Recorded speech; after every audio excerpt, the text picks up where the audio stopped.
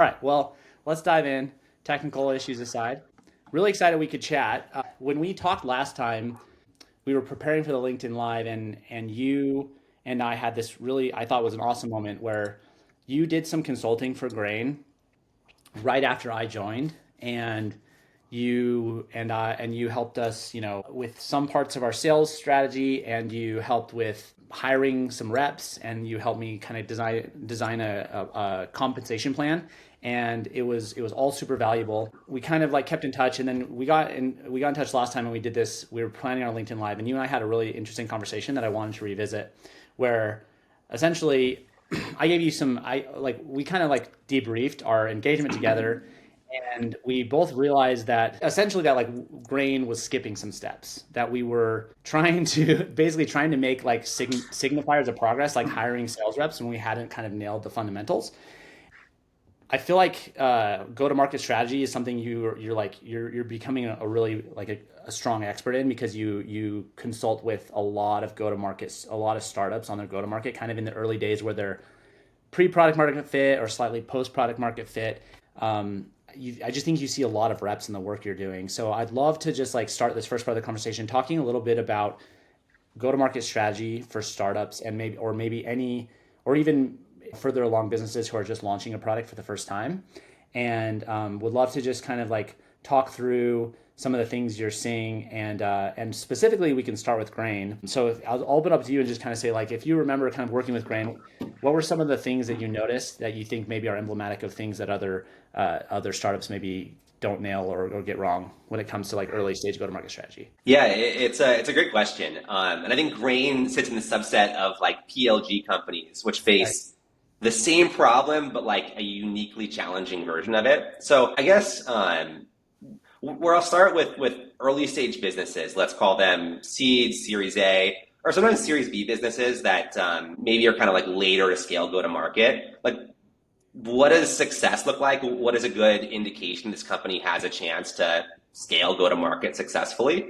I think it's pretty straightforward. Like, they should have a pretty good understanding of who they're building for, and what problem they solve for that person, right? And then also, hopefully, why they're better than other alternative ways to solve that problem. So if you're a seed stage founder and you can say, hey, we're the best way for VPs of finance at e-commerce companies to handle XYZ workflow, like that is going to put you in a decent place to hire and successfully scale a go-to-market org.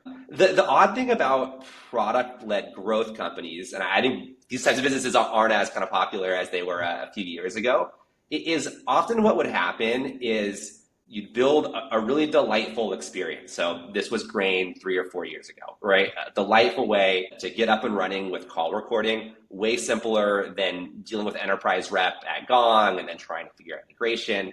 And like that was a great experience. And it would start to either really work or kind of work, but you end up kind of building this consumer business. And the best input to make Grain of 4 years ago, which was selling kind of like a call recording to individuals and small businesses, the best way to make it grow faster is to figure out how to do growth better, right? So at that time, you have a brilliant founder, Mike at the time, and probably most of his energy was going into growth. And because of that, the company was scaling revenue, but mostly by selling to kind of individuals. And at the time, those companies were also raising good amounts of money. So Grain raised its Series A. Now Mike is hiring a team.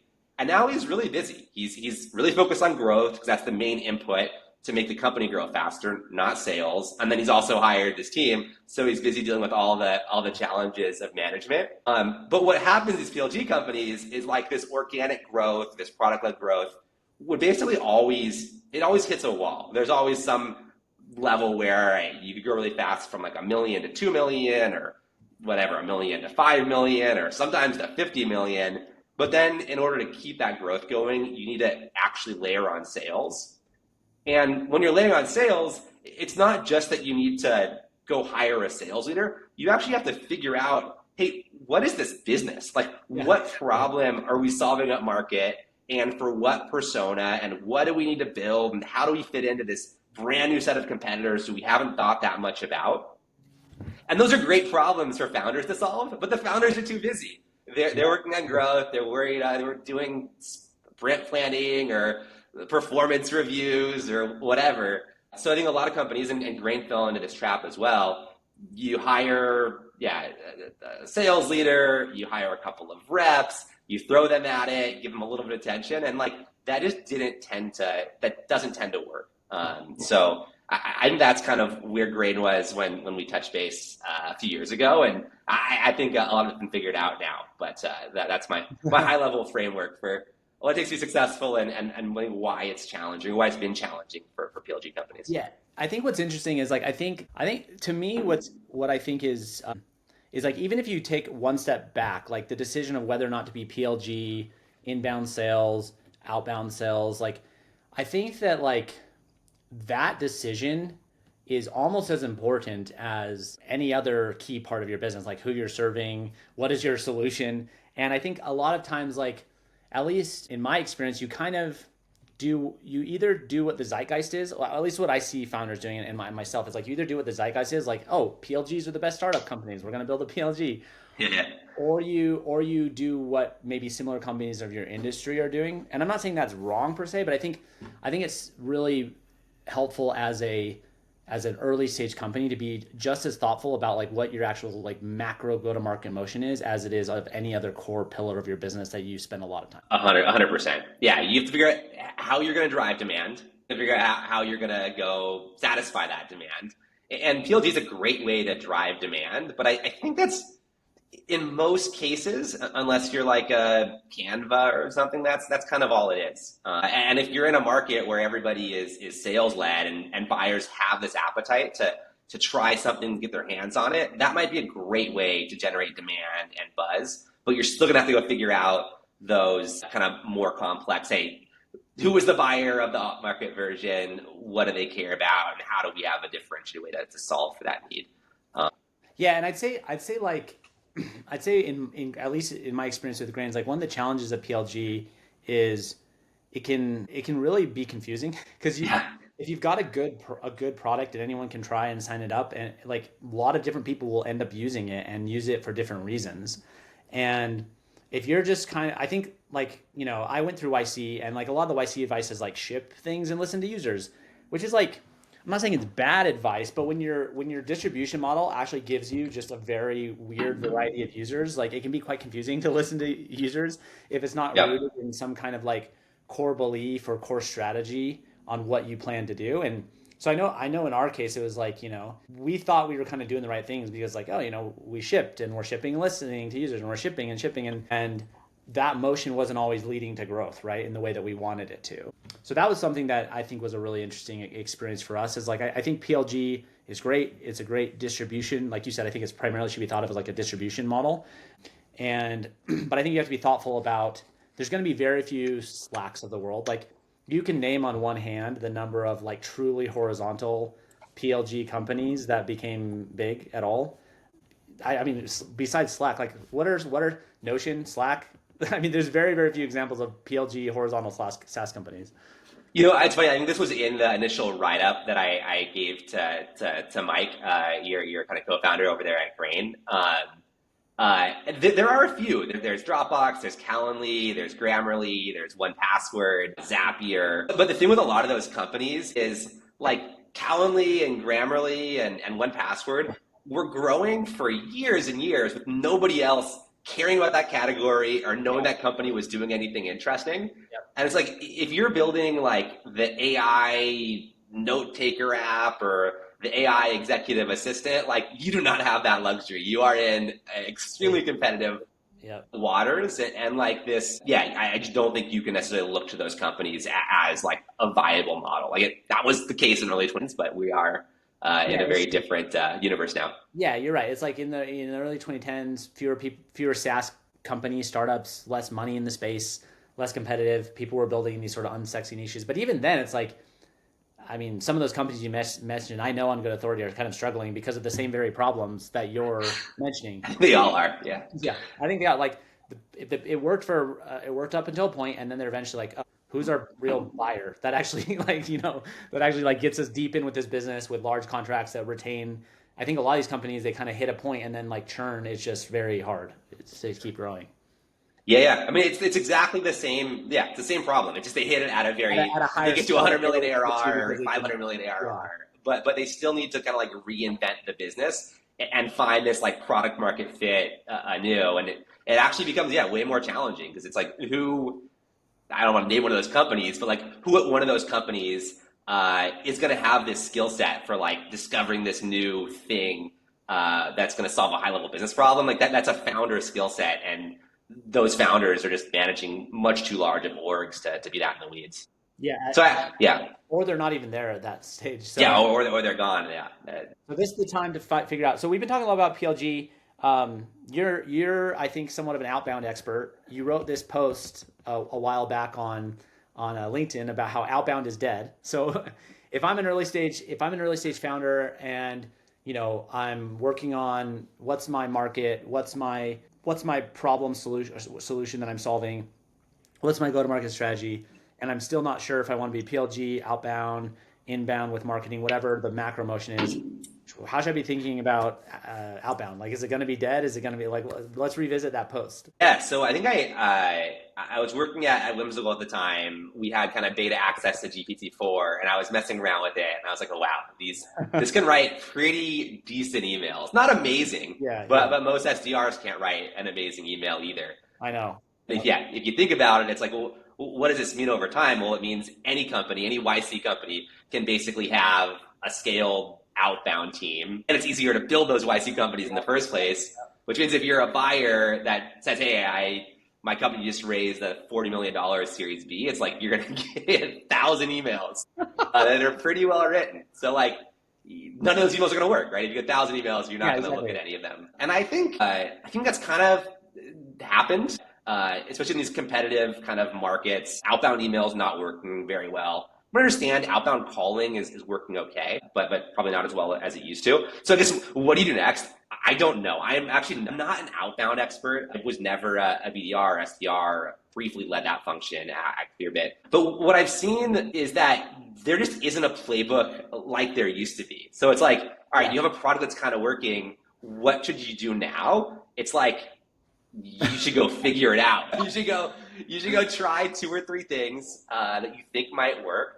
And you're going to have to experiment with these channels in a way that you might not have had to 3 or 4 years ago. And like the companies that I'm working with that are having the most success with demand gen, it's a founder mode. It's like there's a founder who's getting in the weeds and doing this. Like that you're not necessarily hiring this marketing leader early on who has the playbook. So I would say founder type people should be very involved in demand gen, more so than probably in the past. You should be using your network and going and talking to all the other portfolio founders from the VCs you've raised from, other people in your network that are kind of trying this stuff, see what's working and might apply to you. I can give you a few of the tactics that seem to kind of like be showing promise, but is that what you're looking for, Jeff? Yeah. I think we should get to the tactics here in a second that are showing progress. I think just to pull on a couple of the threads. So basically, if it's not happening now, it's already happened where every buyer's inbox is going to be full of just AI generated emails. That's just going to continue to drive the response rates down to 0, which I'm sure we've like been on this trend for a while, right? But I think if only accelerated. So you're basically saying like outbound email is just smoked unless there's like a connection, they know who you are or something like that causes them to open the email. But a lot of these are probably just, I mean, is it that people are not even opening the emails now? Like what is actually happening that's making it go to 0? If you just want to, I think it's the noise in the market. I wouldn't say like outbound email is totally dead, but you have to have a really unique message, or your company has to have a strong brand for the outbound email to work. So it's like, if you have a strong brand, great. If you don't have a strong brand, then hopefully you're selling to like enough of a niche that you have something really interesting to say. And I think like signal-based selling is kind of like the in the zeitgeist right now. Yeah. Which in the past was, hey, you raised a big Series B, or like there's a job post open for like a new COO, like look at our solution. I don't think that's going to work, or at least it won't work very well. Yeah. But I do think there are examples where you find a really interesting signal relevant to your business. So it's like, if you're a security solution, you find something in their terms of service using LLMs, or maybe like you're selling to a regulated industry and your potential customers need to release a report detailing their budgets or their vulnerabilities every year, and you're using LLMs to search through that, there are unique kind of ways that based on your company, you might be able to source opportunities, but it becomes tough if you're in one of these like hyper competitive categories. If you're selling with AI SDR, for example. Yeah. I had a good example of what I think was like good signal-based selling was well, I will say, first of all, I feel like I'm getting a lot more outbound emails. I mean, part of it could be because Grain's getting more well-known or whatever, and I'm the CEO, but I'll say like substantial increase. How many are we talking? Well, I have my assistant clear them out, but some days when Ella's out of town, I'll see them. So it's like, I don't know, anywhere between probably 10 on a mile day to 50 to 100. Whew. Yeah. Does she ever pull one out that's like perfectly relevant or well written? Occasionally she'll do that. The ones I see though are not those, like, because we're on slightly different hours, so she'll kind of clear it out before I wake up and start my morning. So the ones I'll see sometimes, like when I'm doing a midday email, and it kind of just snuck in between her triage and mine. Gotcha. Yeah, so on accident. Clearing them out, like I don't think I've ever told her like, hey, I'm looking for solutions for this thing. So if someone, like, occasionally she'll understand what my priorities are, and maybe we'll occasionally say, hey, this looked interesting relative. That's probably happened a couple times in the last month. But it's very rare. But the ones that have worked well for me was like I received an email somewhat recently where they knew that I was trying to do this like founder brand LinkedIn stuff, because they obviously saw me posting a lot on LinkedIn and figuring things out, and so they're like, hey, we see that you're trying to be like do CEO thought leadership, influencer campaigns. We're building a SaaS tool to kind of help you. We know people are doing this, have these problems.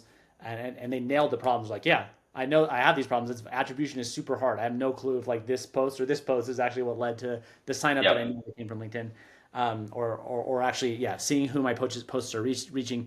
They nailed the problem quite well. And so like, yeah, I'd love to talk to you, but I just think about like how many things they had to get right. But it was good. It was a founder did that. A founder wrote that email. So there's a chance. Yeah, there's a chance. That's the only one I can think of actually, like an email in the last quarter that's like led to a meeting.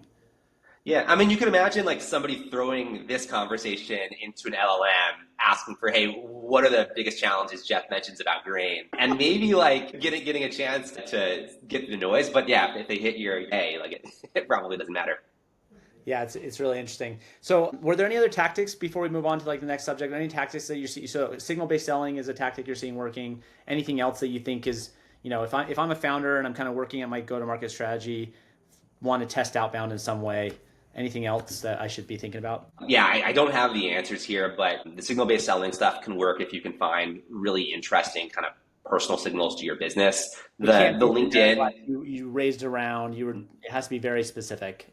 Yeah, it's going to have to be specific. I think LinkedIn works pretty well. And I think it works well because it's very painful to do, as you're probably aware as someone who's trying it. But everybody's on LinkedIn right now. And I'm working with a handful of companies that have been able to generate real kind of brand awareness and inbound from repeatedly posting interesting content there and engaging. So I think, yeah, especially if you're selling into sales, marketing, recruiting, you should be active on LinkedIn. And then warm intros. There's a limit to how much warm intros you would think can scale, but they can actually kind of scale. It's like, yeah, what if you raise your next round and are able to add 25 seed investors at a discount from your target buyer persona, or just give away equity to those 25 people. Right.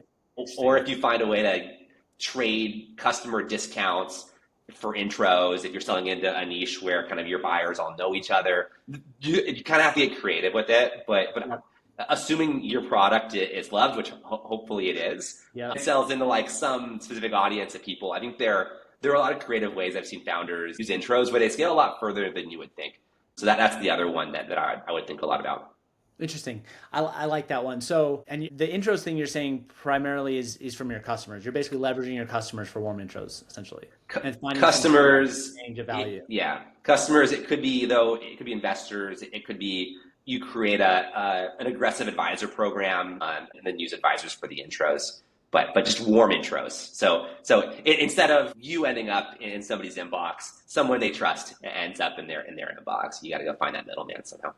Interesting. So I think one of the things that if I as I think about my startup journey that I would definitely do different on the next company I start is I would do sales from day one.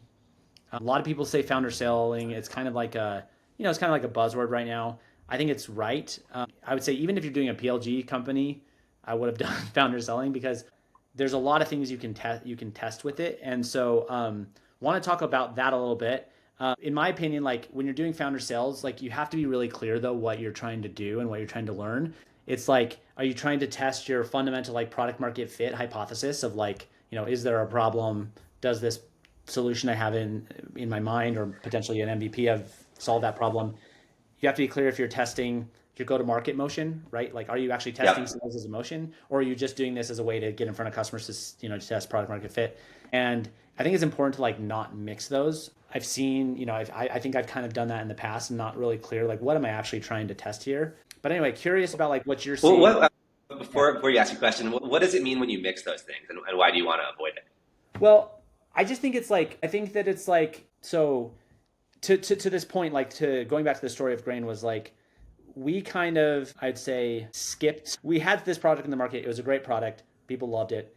But we kind of like, to your point, like the feedback you gave me was like, you don't still really know like exactly who your buyer is and what the burning pain you're solving for them. And you don't know that your product like actually solves that in a sustainable way. And you don't really have like a clear hypothesis on how that sustainable way then extends into, bigger companies, bigger contracts, deeper problems. You kind of have like this like nice mousetrap that's just getting adopted by a lot of people. So that was like the feedback you gave us, which was like spot on. And of course, PLG is still a very important part of like how grain works, and we still get all sorts of types of users, but it's not kind of where like business focus is. Like our business now is much more targeted on like certain type of company, certain type of buyer, certain type of problem, and that's given us a lot more like product focus, strategic focus, go to market focus. But my point being is like I think when you're like, okay, I'm just going through the motions of founder selling, and you assumed that you've already kind of nailed your product market fit. Everything I just said, I'm going to call it product market fit hypothesis. Who's your buyer? Yep. Why are they buying? What's the pain you're solving? If you kind of just assume that and you're like, I'm figuring out go to market, I think that's like you're potentially learning the wrong things. I mean, Yep. I'm not saying it's bad. It's just I think it's you got to be careful to like not, maybe I should say not mix them, but not like jump it, not like Yeah. Yeah. Yeah. yeah Yeah, it's interesting. 'Cause I think I'm not sure this is even right, but I'm going to throw it out there. It's yeah just this observation I've been having recently, where I think some early stage founders I talk to, and I'll give them feedback about ways to improve how they're selling. Like, oh, this is great. I'm like, I want you to help the reps that I hire learn these concepts. I don't need to get that good at sales because, like, it doesn't matter if my win rate is 15 or 20%, or if the initial deals are 20 or 40K. Like, it just doesn't make it matters, but it's not that big of a deal. And I think they're probably right if we're just looking at early sales as the output being whatever revenue or time to close or the right amount of right deals that you win.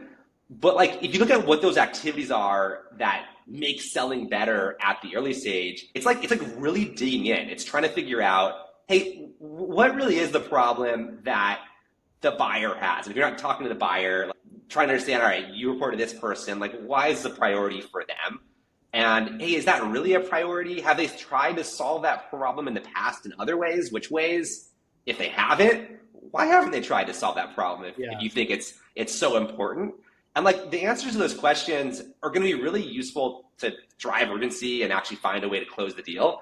But they're also going to be really useful to figure out if the problem you're solving as a business like actually matters. Like, is this actually the right way your company should be spending all of the engineering cycles? So I honestly don't know that those two things are separate. I think they could be the same thing, but no one tends to think about it that way for some reason. I don't know why that is. I think that's fair. I think it's really hard to wear both hats. I really do. Like maybe it's just me, but I think it's like it's hard for me if I'm like so if I go into a sales call and I kind of assume that I'm not necessarily saying that you're not able to like be in both channels, but if I kind of assume that like I'm trying to figure out like the motion, like what are the Yep. right discovery questions to ask, what are the right process of this sales meeting, what are my qualification criteria, Yep. if I'm trying to figure those things out, or even trying to see if like if like, do people even want to buy at all? Like it could be the case that like people just don't want to buy by talking to a person in whatever market I'm in. Like if I'm trying to ask those questions, I think it's hard to be like really thoughtful and figure out like, am I wrong about the wrong, like, do I just have the fundamentally like the wrong buyer or the wrong customer type or the wrong market? Yeah, that makes sense. Yeah, I think, yeah, if you assume you've jumped past the stage I'm talking about, and now you're kind of optimizing and trying to get a discovery script, then yeah, you're not necessarily testing the center hypothesis anymore. I think I see where you're coming from. But I I think think though, yeah, like they could definitely inform, and you should have like this like dynamic feedback loop. Because if I think about, if I like, for example, it's like I think about like when you and I worked together, it's like we were hiring two new sales reps, and it's like all my focus was like, how do I get these sales reps to sell? We had kind of just assumed, grain is sellable, and now I just need to find the right, motion and the right set of steps and the right process and the right methodology. If you're kind of asking those questions and you're not like thinking about like, is this even the right thing at all? I'm not saying you can't, but I just think it's helpful to be like, it's helpful to not skip, I think, or at least at the very least, just be very open minded that like, hey, anything I learn while I'm trying to do founder sales should inform my core sort of assumptions about how this business works. absolutely. So getting tactical in the last few minutes we have, want to talk a little bit about you coach a lot of founders and early sales, go to market leaders. Like, what are some of the main mistakes you're seeing these make when doing sales? Yeah. So let's probably focus on founders. I think those personas tend to be fairly different, and I think there are probably three things that I'll see most frequently working with the founder who maybe at the stage where they're starting to think about bringing on a first or second sales hire. Typically, they're talking a lot. This is like the number one thing. It's like me, me, me, me, me. There's actually one founder I just caught up with. He shared a couple of his calls, and it's like I told him, I was like, hey, that was an incredible webinar, but like a pretty bad sales call. You were great at giving a lecture on your product. Yeah, I mean, but like it was his background is marketing. Oftentimes it's technical founders, Right, but right. you see that a lot, and it's not even just with inexperienced go-to-market founders. Hopefully, he's not watching. I think he liked our post. But there's this guy Zach Vitibor who started a company called Octave. Really neat AI sales product that can help you kind of figure out messaging for your entire business. He was one of the best enterprise sellers I've ever worked with. I learned so much. He was on my team at Dropbox back in the day. He became head of sales at two companies that got acquired. Maybe like the best enterprise seller I've worked with. I introduced him to another founder I advised, and that founder was like, hey, Mike, Zach, incredible enterprise seller, he talked so much on the demo. Like I'm understanding the feedback you've been giving me. Yeah. But I know Zach knows how to do it. So I think there's something inherent with being a founder where you're proud of what you've built and you want to tell the world. Right. I think that, honestly, like from my experience, it's not even just pride. It's also a little insecurity, to be honest, because like it's really hard. It's really hard to separate yourself. I think, I have never been a full-time sales rep outside of a startup context or a founder context. So I can't assume, but I would assume that like when you're a rep and this is your day job, it's probably a little bit easier to get some distance between the product and your selling and yourself, like your identity and your conception of yourself. And a founder, I can tell you, it's very hard to get that distance. Like the product is you, and anything someone says about your product, you almost take personally, to be honest. And it's like I've had to do a lot of work to just kind of create that distance and be able to just see it more objectively that like, and honestly, it's not even just a lot of work. I've had to fail. I've had to fail and like have my babies that are like, this is a beautiful product. It works beautifully. It's designed beautifully. And just ultimately there wasn't a freaking market for it because I was unable to create that distance. And that was a very painful experience with my last product Ping Pong, where I just like was never able to create that distance where I could see objectively. And so the pain of that experience kind of caused me to be able to just like be more disciplined and disassociate. But that's at least from my experience, like why it's kind of hard. Because you're like, I don't want you to tell me bad things about this product or that is not a problem, because it's like, it hurts a little bit and it's like avoidance. It's like that subtle, like psychological avoidance. Yeah, that's super interesting. And actually, so like the flip side of that is like they don't do what they would be doing if they weren't talking a ton, which is asking questions and figuring out, hey, what is this problem that you need solved? Why does it matter? Who does it matter to? So that's like the first thing. The second thing that I had actually written down follows almost perfectly from your point, which is like they're not open to negativity. Yeah, totally.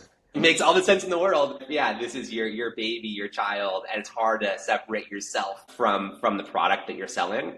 But negativity is super important in a sales process Yeah, because totally. how do you sell the deal? Well, you figure out all the reasons why they're not going to buy, right? Yeah, Yep. it's like what? Yeah, all right, you're gonna go present this to your VP of whatever now. Like, what do you think she's most likely to like not like about our approach? That's gonna get you much more interesting intel and be much more useful than saying something positive about I don't know what you can do. At the same time, yeah, you'll hear a competitor. And I think a lot of founders that I engage with, their first instinct is, all right, like XYZ company, oh, well, our approach, we're using this model and we do it this way, and their customer, they're up market, they're down market, whatever, right? You Right. inherently want to pitch against this competitor when the best thing you could possibly do is get them to tell you why that alternative could be a good fit. You're looking at Gong. What have you been most impressed with by Gong? Have you used it before? Has anybody there used it before? Right. Right? Right. I You're think gonna hear negative. Yeah, go ahead.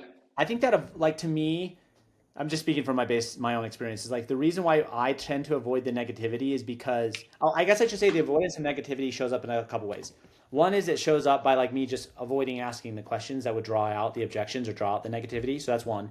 Two is someone says something negative, and instead of me sitting with the objection or sitting with the concern and even following like your thing about breadcrumbs. Oh, interesting. Tell me more about that. Like let me sit in this discomfort. Like I just kind of like, oh, but here's why that's not it. Like I try to sell Yeah, over yeah, it, yeah. and like, and I just know intellectually that's the wrong thing to do. But in the moment when you kind of hear that thing and it churns your stomach just a little bit because you're the founder and this is your baby, it's just so hard to then just lean into that discomfort and like pull that thread and pull those breadcrumbs.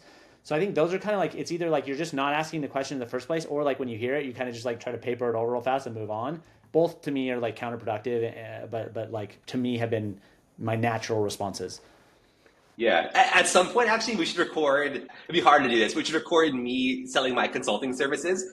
Probably all these things. These things are actually all true. I am terrible at selling myself as a consultant Right. because of all the things that you're mentioning, right? It's like, Yeah, well, it's a lot easier to sell this SaaS product that, yeah, it seems great, but it's not me versus, yeah, I'm selling me. It's like, yeah. yeah, I just made that connection right now. Interesting. Anyways, should we jump to the last one? Well, I think I just want to make sure there was one point Yeah. you made when we were preparing this. You said as we're kind of sitting on mistakes, you said that you think it's a demo to do a full demo in the first call is a huge mistake. You want to speak to that and like what you should do instead? Yeah. So I think back when I first started selling, it was very uncommon to demo on a first call. Now most startups seem to. Um, Yeah, I mean that's what we do. It's sort of yeah. and I'll tell you why. It's because I think it's hard. Like people, in my opinion, like people's time is in such high demand.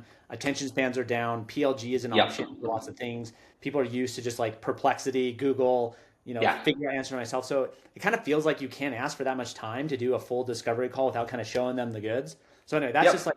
like where we come from for some context with that. And I think that's right. I think you should show the product. All the data that I've seen shows that demos work much better than decks. Assuming like your product works in a way where you can tell a story with a demo and maybe Right. you don't need a deck or only need a slide or two, you should show it. But like, I think the goals of a first call, assuming you're selling a mid-market or like low-end enterprise or enterprise kind of value Yeah. prop, Yeah. are kind of the same across the board for early stage go-to-market teams. What do you need on the first call? Two things. You need to figure out, is there a core problem or a core pain that we can solve, right? And as understand that as well as you can, right? What's the pain? What's the impact? Yep. What's the customer challenge that is worth solving? So find that thing, right? And then the other thing that's really important is like, can we get another call set up, Right. right? Yep. Can we engineer a reason for them to engage with us again because they're not going to buy the thing at the end of this first call. Yeah. So Yeah. yeah, so with that lens, it's like, all right, let's imagine you do some discovery and then you take them all the way through the product. You're super diligent, so you finish your demo. They've seen the whole thing, and now you try to get the next step going.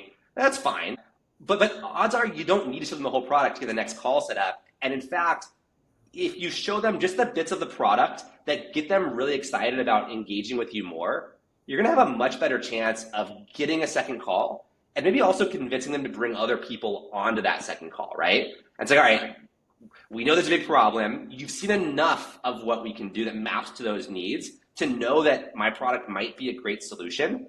And by the way, here's what we should do next, right? Based on where we're at, like, here's what I recommend next. And it might be, we demo kind of some of the advanced features and we start talking through this proof of concept.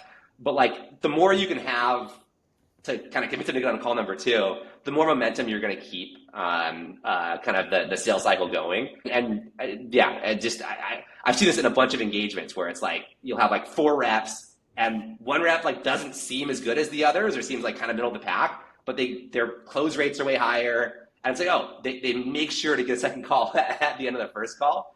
It's kind of one of the most like simple yet kind of complex, sometimes awkward things that can really move the needle. And demoing on the first call or finishing a demo on the first call actually makes it much more difficult to keep momentum going. Interesting. I love it. That's a great tip. That's a really interesting tip. So it's like, it's okay to do a bit of a demo, but you don't want to completely finish the demo. You want to leave a little bit something on the table. Yeah, and also they don't need to see all of the nuanced features that they're only going to really understand when they get deep into the product anyways. So yeah, you just need to show whatever part of your product is the most compelling to kind of get them enthused. So yeah, I mean, that's great advice. So just to summarize back, you're saying the 2 most important things on the call is, 1, you want to validate that they have a problem that we're solving, like they have the pain, they're seeking the impact. And then 2 is get on another call. Yeah. Have a compelling reason for them to join a second call, and maybe somebody else who should be there based on kind of the dynamics of your sales motion. Those are the 2 big things. And completing that demo kind of can undermine both at least that second objective, I guess. Yeah, I think it undermines both because what you often see is like a founder or an early career seller is so focused on getting through the demo that they rush discovery at the outset of the call, and then they're demoing, and the prospect says, wait, what's that feature? That could be really interesting for us. And they're, oh, well, that's the whatever XYZ integration platform. All right, click. All right, next one. I got to get through the demo. So the reps end up missing opportunities to dig deeper because they flip from demo, right? Yeah. Or really should say, interesting. What caught your eye about that? And then they say blah blah blah blah blah, and you say, oh, interesting. Why is that important? You want to actually do some discovery on that mini thing that caught their attention. Exactly. So it ends up being like, it's like the first call is a discovery call still. It's not a demo. I would just consider that part where your product is pulled up or your deck is pulled up. In some cases, decks are better than demos depending on your solution. That's like visual discovery, right? It's like prompted discovery where you're showing them a feature in order to get them to engage more with what you can do, or to set up a kind of a more interesting question that it might be hard to ask without the visual cue. But I would consider that discovery still. Versus a demo where you have time to think about, hey, what exactly do I want to show? How do I want to tell this story? Right. Because you're like, when you do the demo in the second call, now, the motivations of the buyer, their concerns, et cetera. So you can actually tailor the demo to those needs instead of like row on the fly. Because no one's like, there might be people good enough out there to do this, but I'm certainly not good enough to be like hyper customized, beautiful story demo, just in direct response to the answers I heard 3 minutes ago on the call. You know what I mean? Yeah. And even if you are like, and it starts working, the 4 A's you hire, they're not going to be never going to be that good. Yeah, exactly. That's going to be tough. So yeah, you're better off giving yourself some time to prep like a much more compelling demo.